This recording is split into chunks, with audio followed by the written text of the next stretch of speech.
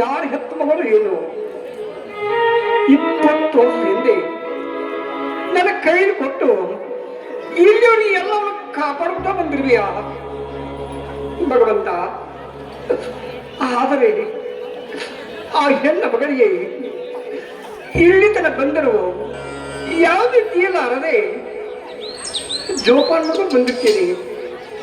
ಇಂದು ಬೇರೆ ದೊಡ್ಡವಳಾಗಿ ಬೆವರಿಗೆ ಪರೀಕ್ಷೆ ಹೊಂದಿದ್ದಾಳೆ.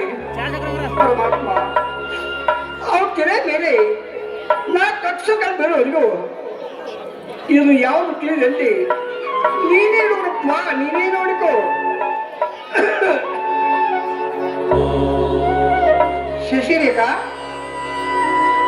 ಮಗು, ಶಶಿರೇಖಾ ಏನ್ ಮಟ್ಟಮ್ಮ ಮನೆಯಲ್ಲಿ? ಶಶಿರೇಖಾ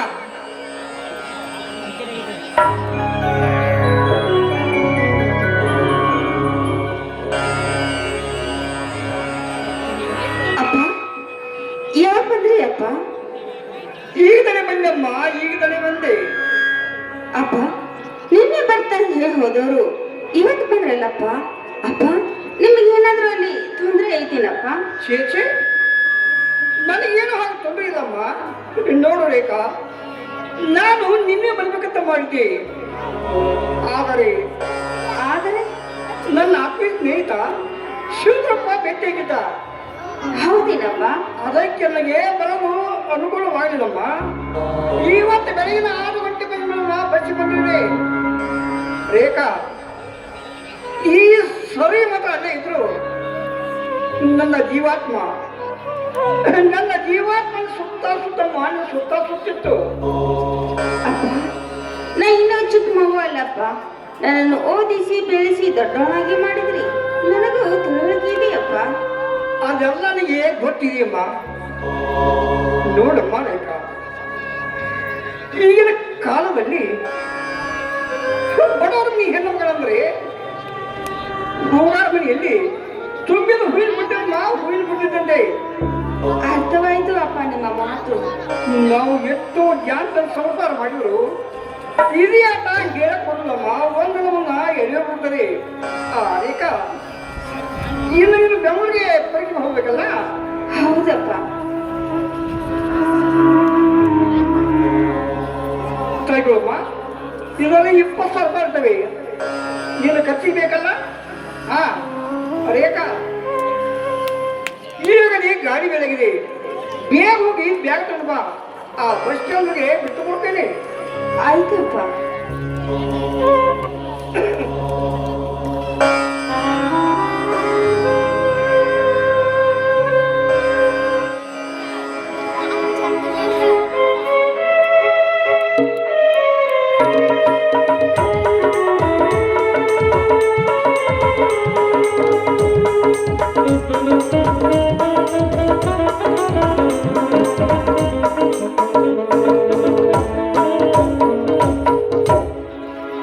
ಯಾಕಮ್ಮ ರೇಖಾ, ಹೋಗುವಾಗಿ ನಗು ನಗುದು ಹೋದಳು, ಬರುವಾಗಿ ಮಾರಿ ಸಪ್ಪ ಇದಲ್ಲ ಯಾಕೆ?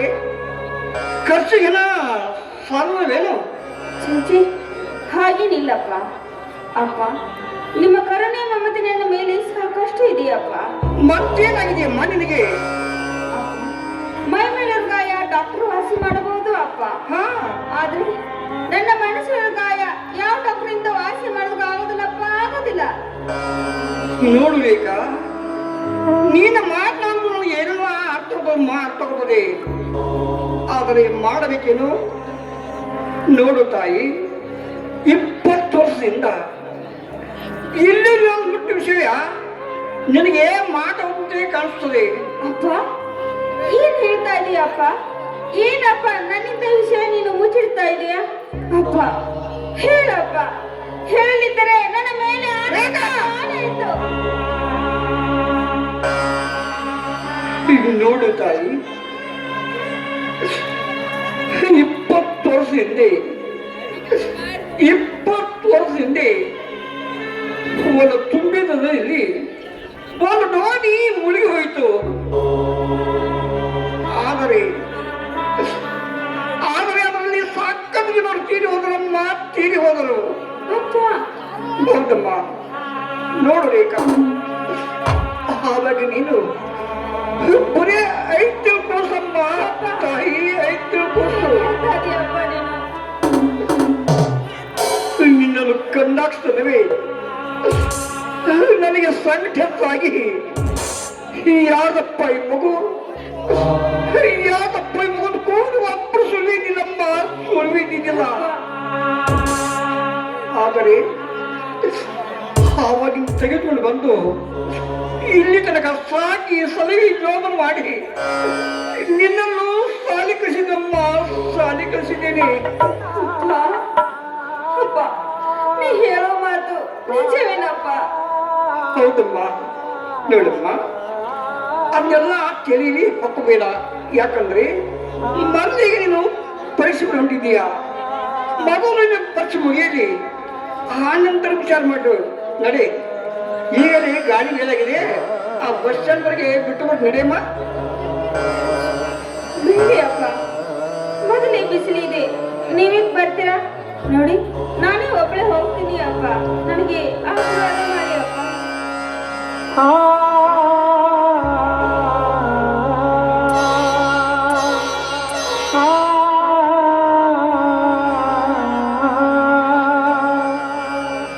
ಹೋಗ್ಬರಮ್ಮ ರೇಖಾ, ಆ ದುರ್ಗಾ ಪರಮೇಶ್ವರು ನಿನ್ನ ಎಲ್ಲರೂ ಒಳ್ಳೇದು ಮಾಡಲಿ, ಅಲ್ಲೇ ಹೋಗಿ ಬಾ.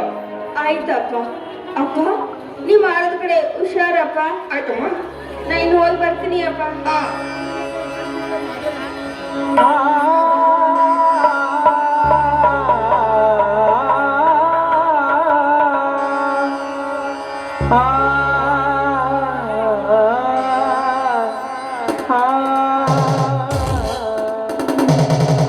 ತಾಯಿ ದುರ್ಗಾ ಮಾತೆ,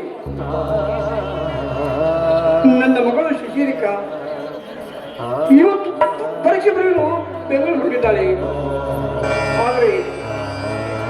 ಆದರೆ ಎಲ್ಲದರ ಪಾಸು ಒಂದೇ, ನೀನೇ ದಯ ತರಮ್ಮ, ನೀನೇ ದಯ ತೋರು.